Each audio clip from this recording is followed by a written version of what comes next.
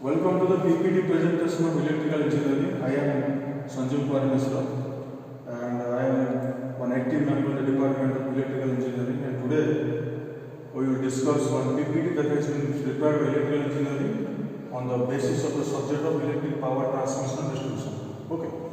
So as we know, this is the laboratory, this is the laboratory name, this is the category, the subject code of this laboratory, this is the subject name. And of course, the university is DPUT and this is myself. So today we will discuss what are the laboratories that are associated inside this EPD, electric power transmission and distribution. Okay, what are the advantages, what are the program outputs, and what are the specific outputs? Those things we will discuss. Now, so this is a detailed list of experiment that we are required to do inside EPD.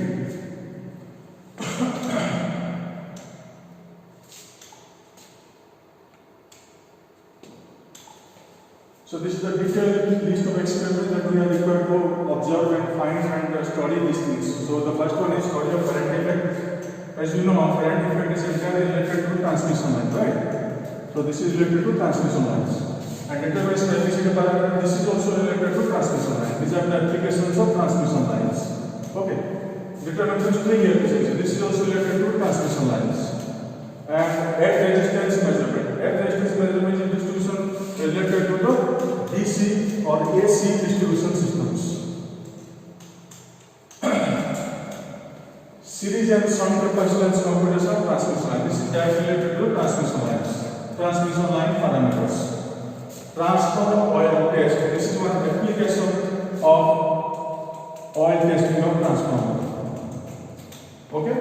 This study of various lightning arresters. So lightning arresters are used to protect the transmission line from lightning. So right now we will study by studying this lightning arrestor, we will be able to understand its phenomenon, what are the procedures and how it constructs and how it operates. Now the next one is distribution system power factor improvement using switch capacitor. The prime motive here is to find out what is the process that are required to improve the power factor of AC system, of entire AC system, for the whole power system. So this is applicable. This is applicable. This is applicable for the entire power system.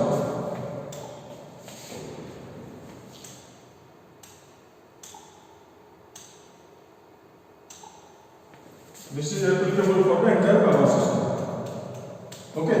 Now, study of coronary cell. This is one application of one phenomenon that is happening in transmission lines.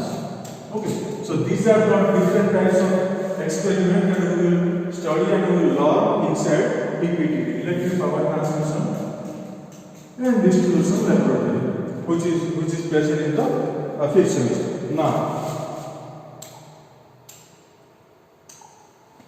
so the experiment 1. Experiment 1, in this experiment we will have to study the Ferranti effect.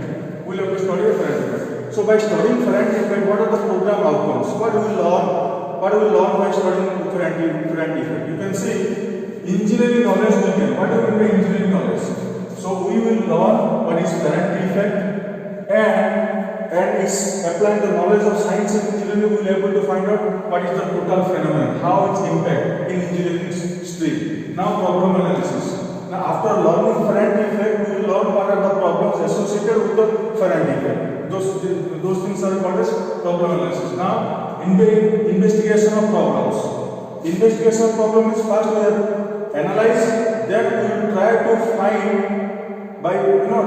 the solutions by collecting different types of data, implementing, investigating real-time effects. So here we have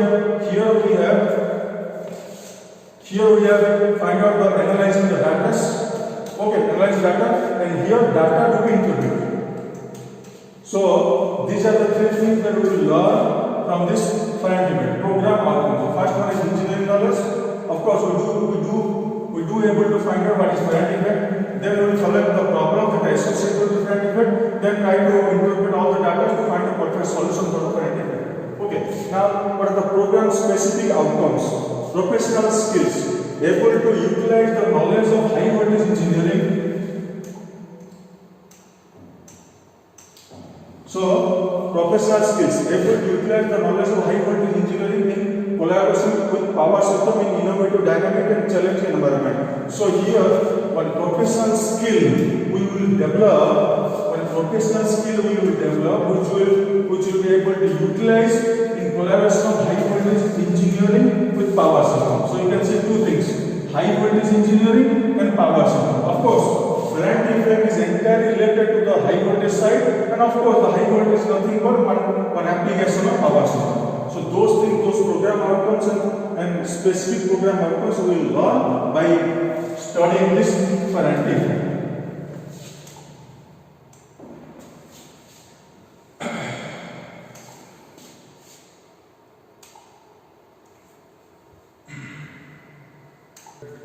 So here, what is the objective of this?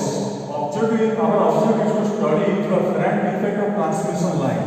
So transmission line, we do know there are different types of transmission line, isn't it? The first one is short, the next one is medium, and the last one is long. So these are the three different types of transmission lines, and in these three transmission lines, we will see where the Ferranti effect is implied, or where Ferranti effect is applicable, or where we will see the actual Ferranti effect. So you can see in short, because it is short, Ferranti effect is not applicable here. So Ferranti effect is only applicable for medium and long transmission lines. So this is the objective. And what are the improvements required? You can see there are several types of improvement required. That is entirely dependent on us how we will operate the tabulations. Okay. So the first one is we do require either one three-phase alternator. The three-phase alternators have a rating of 400 volt, 5 kV, and 1500 RPM. And the quantity is 1. So either we need a three-phase alternator, or if that is not possible, then we can use a three-phase power supply having 415 volt and 50 hertz of frequency. And the quantity is 1, of course. And as we know, there are two different types of emitters we will use. In transmission, there are two voltage sources. The first one is the sending end, and the second one is receiving end. So for the both the ends, we will have to measure the current. So in order to measure the current, we do require two different emitters.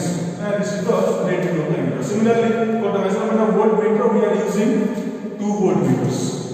And for rheostat, in order to control the voltage up to one permissible limit, we may use 1 rheostat. Okay. And the rating is this one, we will use 1. And of course, transmission line speed. The transmission line speed is required in order to achieve this experiment.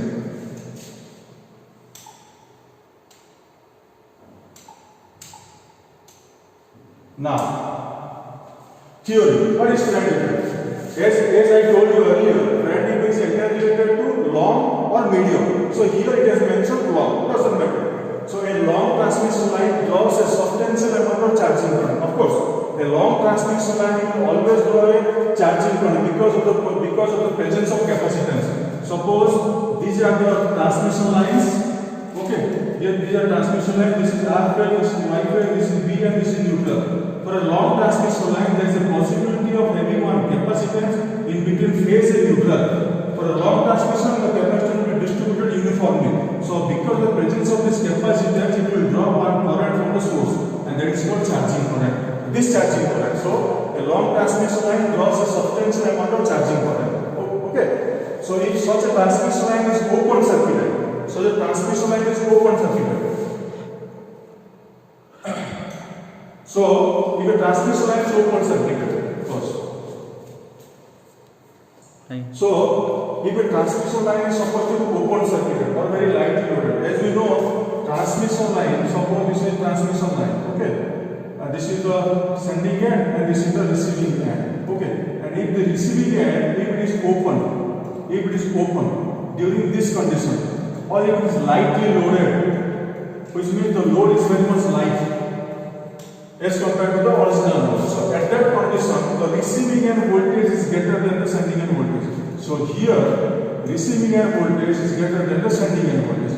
So this is the condition for Ferranti effect. So the Ferranti effect is a phenomenon where receiving end voltage, whatever received, is greater than the sending end voltage. That is practically entirely impossible. But in case of medium transmission line, it is possible only because of the presence of short capacitance in this network, right?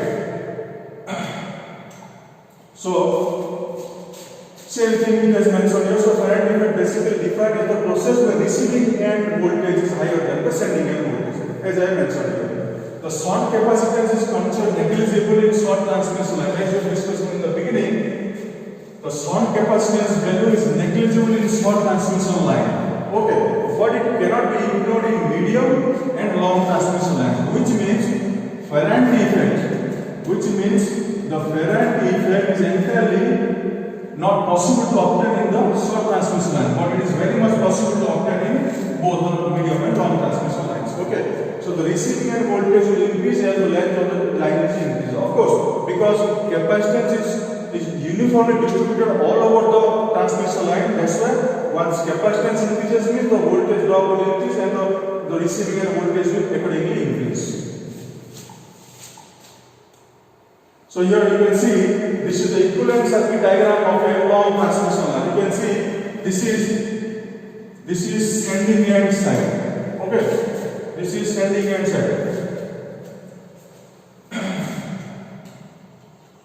So this is sending end side, and the voltage is of course Vs here. Okay, and this is receiving end side. This is receiving side, and this voltage received is Vr. Okay, Vr. You can see. This transmission line has been represented in N condenser way. N condenser way means the capacitance is connected at the end of the transmission line. You can see the capacitance here. How the capacitance is connected here in this transmission line? Capacitance is connected at the end of the transmission line. That's why this representation is called as N condenser method. And these are the parameters we do know. Resistance is there, inductance is there, and capacitance as we have discussed right now. So you can see. Whenever the supply voltage, which is supposed to be input here, is applied to any transmission line, because of the presence of this capacitance, the voltage that has to be received in the receiving end will increase. So here Vr greater than Vs. This is called Farad effect. Okay. So here all the things I have mentioned clearly here.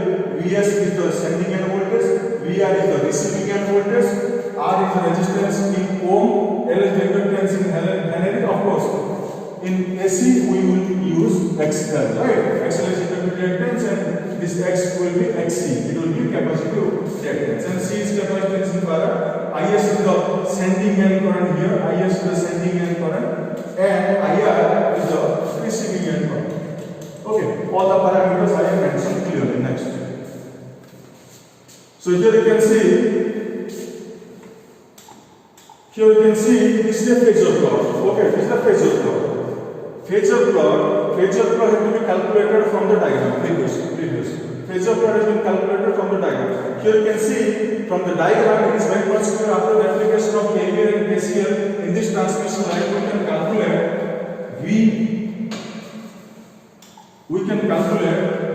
Vs, the sending end voltage. This much voltage must be equal to voltage drop of this.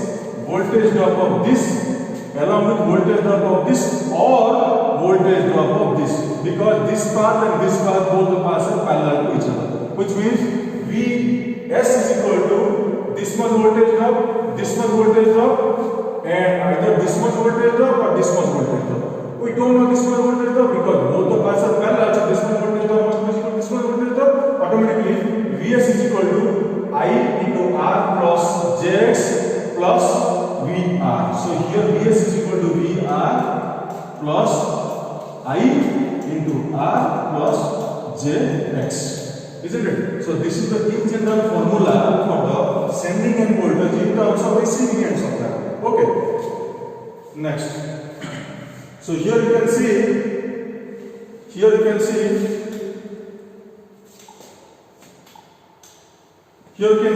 I have written all the same things. You can see I have written all the same things. Vs is equal to Vr plus ICR plus J into ICX. Of course, Vr plus ICR plus J into X. Because of the presence of charging current in the transmission line, automatically this current becomes I. Isn't it? So accordingly we have plotted the phasor plot for the Farad effect in case of long transmission line. So you can see the Vr, the receiving end voltage is taken as reference phasor, and because of the capacitive current, capacitor means because of the presence of capacitor means the current will always lead the voltage, so that's why voltage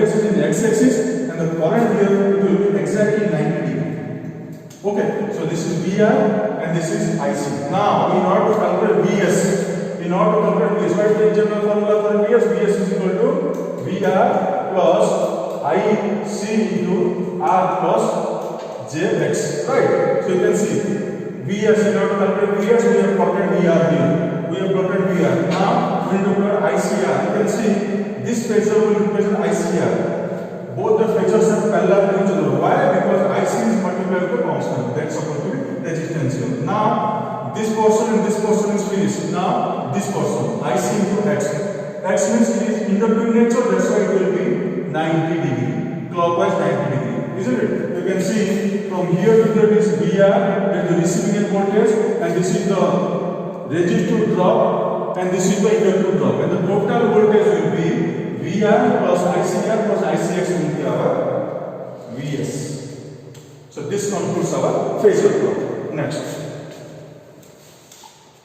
So this is the procedure, and procedure we will discuss in the next section during the laboratory. Okay. So this is the panel. And I have already explained the panel in the next section. I will explain the panel in the next section. You can see this is a panel and voltmeter, ammeter, these are the different types of rods. Okay. You can see this is R by B and neutral and individual units are there. So this is one unit, this is one unit, and this is one unit. Accordingly, we can increase the length of the transmission line. As I told you earlier, the transmission line, if the length of transmission line increases, means the voltage that has to be received in the transmission line will also increase. Next. Okay. Now you can see the tabulation. After following the procedure, we will find the tabulations. So this is the serial number 1. This is the voltage at the sending end. This is the current at the sending end. This is the voltage at the receiving end, and this is the current at the receiving end. So gradually, when we will increase all the things, all the individual components, automatically we will be able to obtain this. So first one we will have obtained one receiving sending end voltage, one receiving sending end current, accordingly one receiving end voltage and one receiving end voltage. Gradually, when the units will be increased, automatically we will have different readings, and you will see this reading and this reading. You can see this is the sending end reading and this is the receiving end reading. Sending end voltage, receiving end voltage. So because of the presence of current effect, this receiving end voltage will be increased and will be greater than the sending end voltage. So here VR is greater than VS. So after plotting or after providing the procedure and operating the panel, we will obtain this condition. Okay, this condition. And now the conclusion is, it has been seen that when the receiving end is either open circuited or lightly loaded, at that time the receiving end voltage VR is greater than the sending end voltage VS, isn't it? So generally, Faraday effect is nothing but the receiving end voltage is greater than sending end voltage, and providing the condition that the receiving end side should be open circuited, or it is lightly loaded.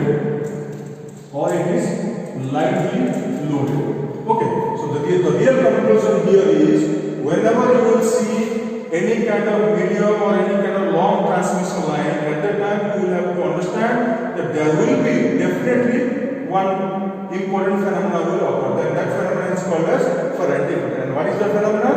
The receiving end voltage is greater than the sending end voltage. Thank you.